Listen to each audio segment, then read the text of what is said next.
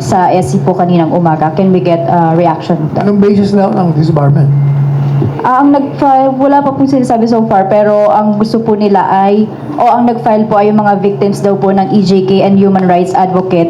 And yun nga po, gusto nilang ipa-disbar or tanggalan po ng lisensya bilang abogado si PRRD. Hayaan na natin yung kung saan sila nag-file at sila mag-resolve ng mga complaints nila. Pero on your camp po ba, confident po ba na madidismiss yung case regarding this po? Hindi ko alam kung anong magiging desisyon. Ayan siya na mag-iimbestiga sa disbarment. We'll leave it to them. Nakausap niyo po ba si PRRD about that, sir? Hindi pa. Nung magkausap kami, kasi I was in Davao the night before. Wala pa yun eh. So hindi namin napag-usapan. So hindi pa rin po siya. Ang napag-usapan namin, he is deeply concerned of what is happening in the country. Ayaw niya ng bloodshed.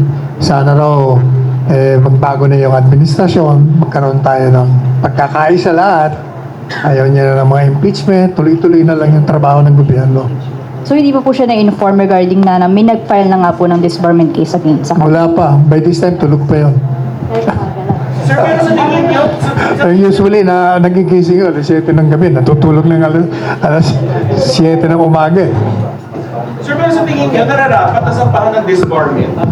Sa tingin niyo, dapat bang sampahan ng disbarment? Kaya nga tinatanong ko anong basis eh. I have to know the basis.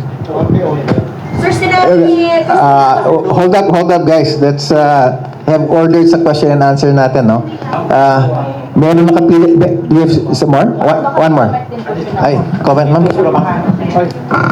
Sige, Dolly, go ahead. Baka mayroon mag-respond pa to this lovely lady's question. Yung Ano ba? disbarment daw. Do you have any comments, ma'am? Ngayon lang ba yung final? Ngayong umaga, yung disbarment? Well, hindi ako abogado, no? So, hindi ko alam yung mga basis ng